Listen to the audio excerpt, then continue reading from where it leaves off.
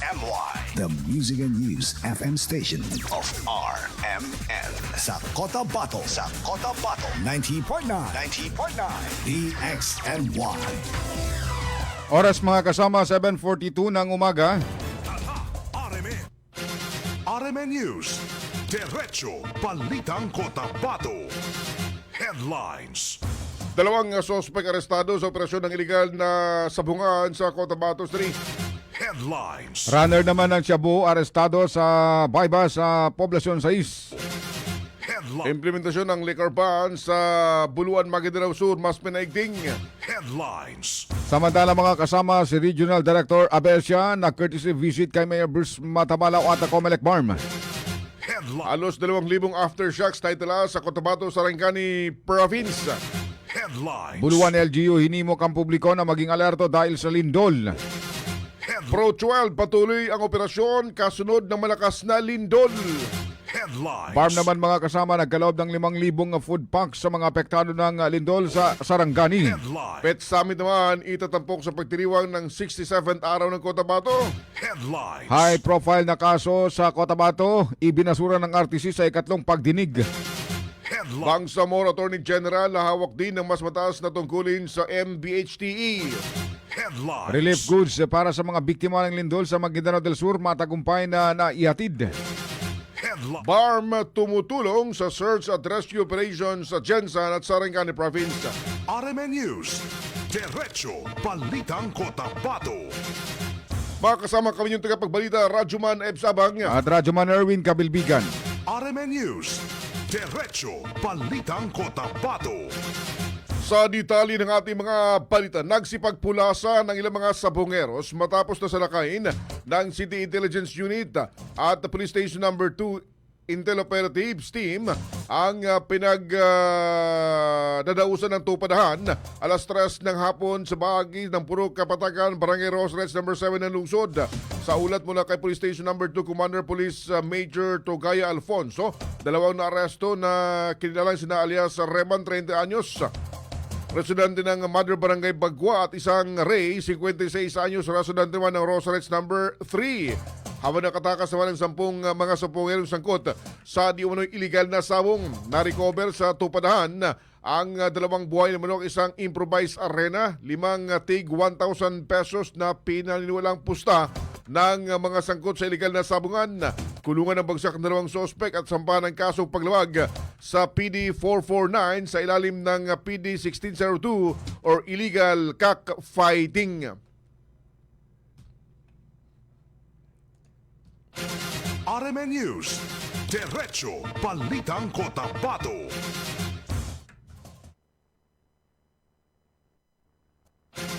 RMN News. Diretso Balitang Cotabato.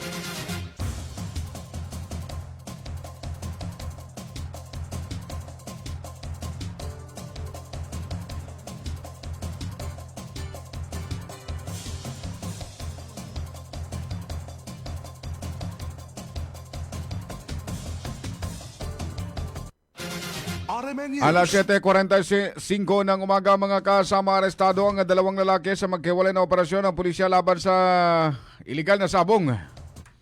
Ito ang kinumpirma ni Public Information Officer Police Lieutenant Rosel Evangelista sa panayam ng DXMY. Anya, alas 4 hanggang alas 6 ng hapon sa panguna ng City Intelligence Unit ang pag-aresto sa mga sabongero sa Rosarez 7. Sa operasyon, nakumpiska ng mga otoridad ang iba't ibang ebidensya may kaugnayan sa iligal na sabong at iniada na rin ang kaukulang kasong isasampa laban sa mga suspetsado.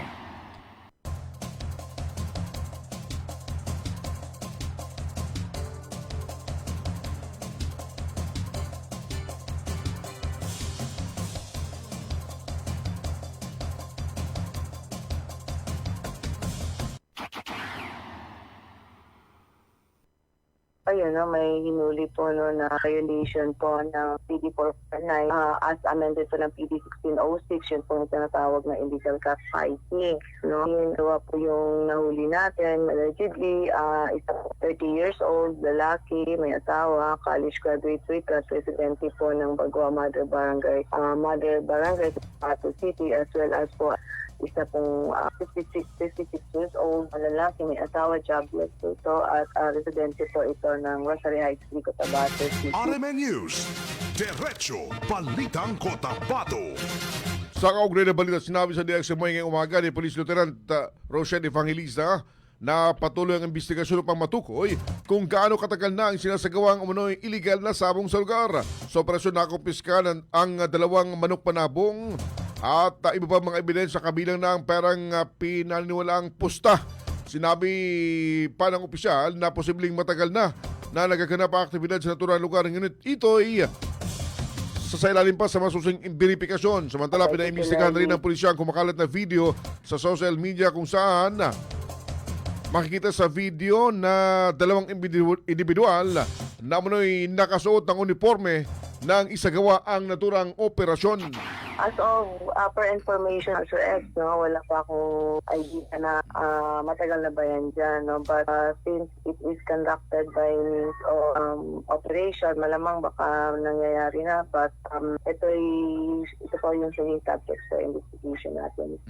Ang nakalagay na kasi RMN News, Diretso Balitang Cotabato. Alas 7:48 ng umaga mga kasama, arestado naman ang CTPNP Station 2 Drug Enforcement Team ang lalaking suspected runner. Makarang masakote sa bypass operation alas 4 kahapon dyan sa bahagi ng Purok Bagis, Barangay Poblacion 6. Kinilala ni Police Station 2 Commander Police Major Togaya Alfonso ang suspect na si Rico Entrevención alias Rick, 56 anyos, sa single taga Mabini Street, Barangay Baguatras nitong lungsod.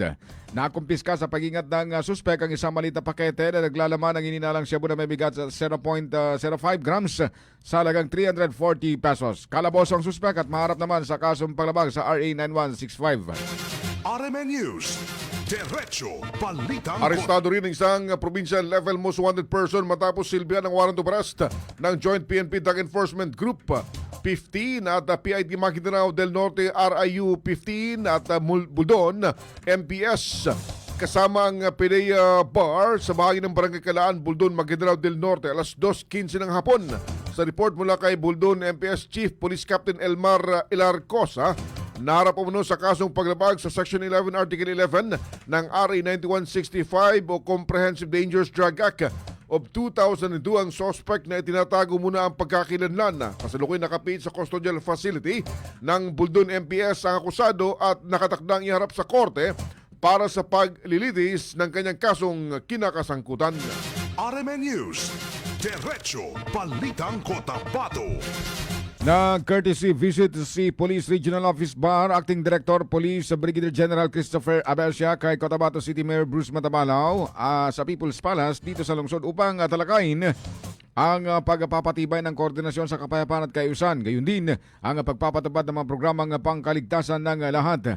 Ayon sa ProBar, muling pinagtibay ni RD Abelsia at Mayor Matabalaw ang kanilang pangakong palakasin ng pagtutulungan ng City LGU at Kapulisan upang maisulong ang kapakanan ng komunidad sa pamamagitan ng maagap na pamamahala at epektibong pagpapatupad ng batas. Matapos ang pagbisita sa alkalde, tinungo rin niya ang tanggapan ni Bangsamoro Electoral Office Regional Director Attorney Ray Sumalipaw kung saan tinalakay naman ang iba't ibang mga akbang sa nalalapit na first BARM parliamentary election. RMN News, Diretso Balitang Cotabato. Alas 7:45 na po ng umaga mga kasama.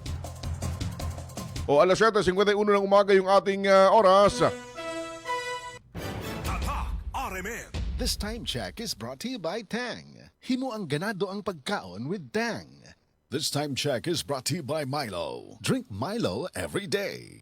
This time check is brought to you by ang kilala mong Alaksan, extra galing na. Up to 3 times faster versus Alaksan FR. New Alaksan Extra. This time check is brought to you by Nescafe Classic. Mag-Nescafe Classic araw-araw. 100% puro at natural. Pinakamasarap na black coffee. This time check is brought to you by Kidney Care. Likayi ang dialysis o ubang problema sa kidney. Mag-Kidney Care. RMN News, Diretso Balitang Cotabato. Tuloy sa ating mga balita, tuloy-tuloy yung pagpapatupad ng lokal na pamahalaan ng Buluan sa Maguindanao del Sur ng kanilang ordinansa laban sa pagbebenta at pag-inom ng nakakalasing na inumin kasabay ng pinaigting na operasyon ng mga otoridad katuwang LGU laban sa mga lumalabag sa naturang kautusan. Ayon kay Vice Mayor Jasser Bangodato, May mga naaresto umanong lasing tulad sa barangay Pupol sa bayan kabilang ng insidente na nangyari bandang alas 11 ng umaga na agad namang isinailalim sa kakulang aksyon bilang bahagi ng pagpapatupad ng ordinansa. Paalala ng LGU, may kaakibat na multa, posibleng pagkakakulong at iba pang parusa sa sinumang lalabag sa kautusan o sa naturang batas sa nasabing bayan. Tuloy-tuloy pa rin yung ating pagkahapon. Meron nung nahuli kahapon doon sa Barangay Pupol, 11 a.m. ng umaga, aga-aga. So yun nga, pinahuli natin. Tuloy-tuloy pa rin yung paghuhuli natin doon sa mga nagbibenta ng alak. So ito naman ay RMN News, Diretso Balitang Cotabato. Alas 7:52 ng umaga mga kasama sa iba pang panig ng mga balita, dumalo ang mga kinatawan ng United Bangsamoro Justice Party sa pagdinig ng kanilang petisyon sa harap ng Commission on Election of COMELEC kaugnay ng kahilingan na kilalanin bilang dominant political party para sa nalalapit na halalan kasama ang iba pang mga partidong naghain din ng kanilang petisyon. Sinabi sa DXMY ngayong umaga ni UBJP spokesperson Engineer Mohajirin Ali na ipinaliwanag ng COMELEC na may kaakibat ng mga pribilehiyo ang pagkilala bilang dominant political party at kabilang dito ang pagtanggap ng kopya ng election results sa oras ng transmission at iba pang karapatang may kaugnayan sa proseso ng halalan. Dahil electronic na ang sistema ng eleksyon, sabay-sabay na pinapadala ang mga resulta sa mga kinaukulang ahensya at mga kinikilalang dominant political parties habang nakatagda namang maglabas ng pinal na desisyon ng COMELEC matapos suriin ang mga petisyong inihain ng iba't ibang partido. Pumunta kami sa COMELEC para mag-attend ng hearing, yung petition for the dominant party. Nandun din yung mga ilang partido na nag-apply din ng nag-petition na rin hapon nga ng hapon. Based doon sa explanation po ng COMELEC kahapon and bank, presided by the COMELEC chairman Garcia. Yung mga privileges po yung dominant political party, at ma-identify rin eventually yung dominant minority at saka yung mga dominant parties eventually. For instance, ang isa sa mga nabanggit ay RMN News, Diretso Balitang Cotabato. Sa kaugnay na balita, dinagdag pa ni Engineer Ali na nakapagsumiti sila ng lahat ng kinakailangang dokumento alinsunod sa mga tinakdang pamantayan ng COMELEC bago isagawa ang pagdinig. Tinatayan na sa 10 hanggang 11 political parties ang dumalo sa pagdinig kung saan iprinisinta at tinalakay ang kanilang mga aplikasyon. Isa lamang anya ang kikilalaning dominant majority political party at isa ring dominant minority political party ayon pa kay Engineer Ali. Criteria na kung saan ay kailangan nating makomply yung criteria through a document provided by the COMELEC, Yun yung naisumiti natin kasama nung mga makikilahok nga sa eleksyon sa September. Nung naisumiti na natin ito na-schedule yung hearing kahapon. Okay. RMN News, Diretso Balitang Cotabato. Sa kabilang banda mga kasama, kinumpirma naman ni Engineer Mohajirin Ali, Public Information Officer ng Moro Islamic Liberation Front na may naitalaga ng Officer in Charge o OICs para sa ilang base commanders na may nakabinbing definite leave. Ayon sa opisyal, tinalaki rin ang mga kapalit na leader sa isinagawang Emergency Expanded Central Committee meeting ng organisasyon. Gayunman, hindi pa isinasa publiko ang kompletong listahan ng mga itinalagang OIC at ang kanilang mga posisyon. Ngunit, nasa kanilang talaan ang mga pangalan ng mga bagong itinalaga at ibabahagi ito sa publiko sa oras na makuha at mapagtibay ang opisyal na kopya ng listahan. Ko last time, maliban doon sa initial na naipalabas na appointment doon sa nalagang OICs na mga base commander at yung mga base commands affected by the policy statement ay nakapag-identify na rin nung kasunod nun, at nabanggit na rin yung mga individuals during the emergency expanded central committee meeting recently.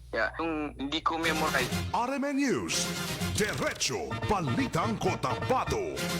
Alas 7:56 mga kasama yung ating oras, patuloy na minomonitor ng Philippine Volcanology and Seismology ang serye ng mga aftershock sa Cotabato hanggang sa Sarangani area matapos may dala ang nasa 1,993 na aftershocks na Sinabi ni Cagayan de Oro City at Cotabato Seismic Station Officer in Charge Engineer Rainier Emil Bahar na sa 47 ang mga naramdaman ng mga residente sa iba't ibang lugar kabilang na ang General Santos City at ilang bahagi ng Cotabato.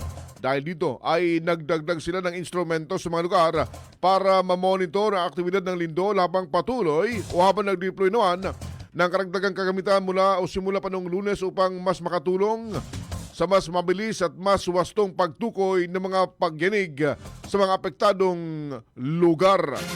RMN News, Diretso Balitang Cotabato.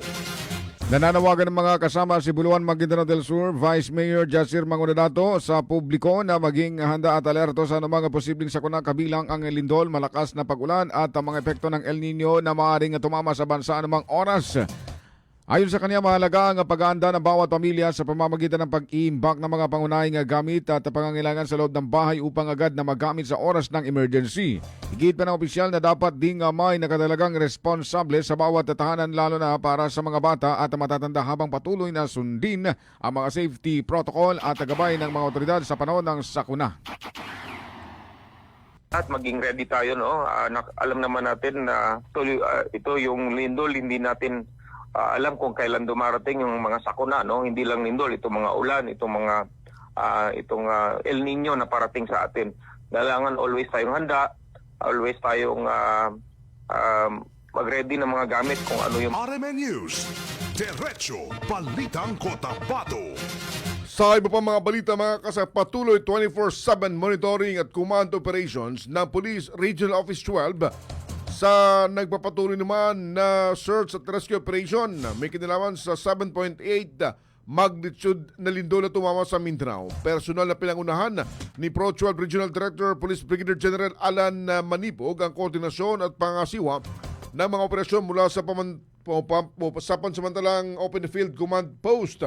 Ayon sa Pro-12, natiling nakapwesto ang command post sa ilang ligtas na bukas na lugar upang matiyak ang tuloy-tuloy na koordinasyon, mabilis na pagpapalitan ng impormasyon at agarang pagpapalabas ng direktiba kaugnay sa disaster response at pagpapanatili ng kaayusan sa mga apektadong komunidad.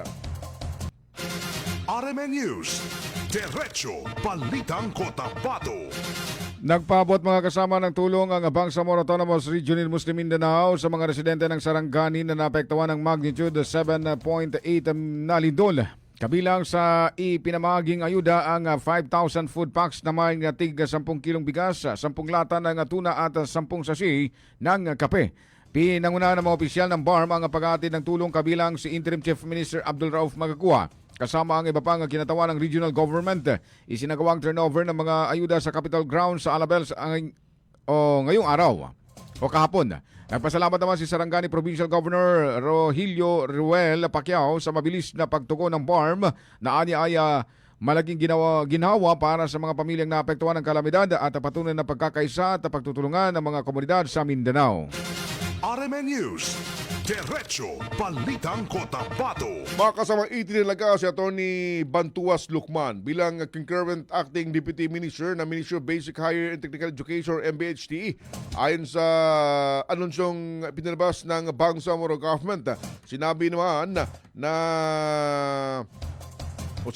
ng MBHT na kinikilala na naturang pagtatalaga ang malawak na karanasan, pamumuno at kontribusyon ni Lucman sa pampublikong serbisyo. Inasa makakatulong ang kanyang bagong tungkulin sa pagpapatibay ng mga programa at patakaran para sa sektor ng edukasyon sa Bangsamoro. Umasa rin ang ministeryo na magiging mahalaga ang kanyang papel sa pagpapatuloy ng mga reforma at inisyatiba na nakatuon sa pagpapahusay ng kalidad na edukasyon at kapakanan ng mga mag-aaral sa rehiyon.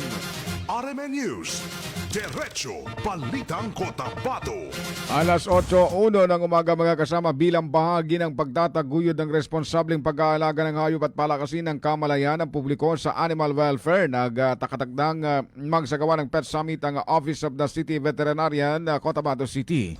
Ayon kay City Veterinarian Robert Malcontento, isa ang Pet Summit sa mga pangunahing aktibidad na inihanda para sa selebrasyon ng 67 Araw ng Cotabato.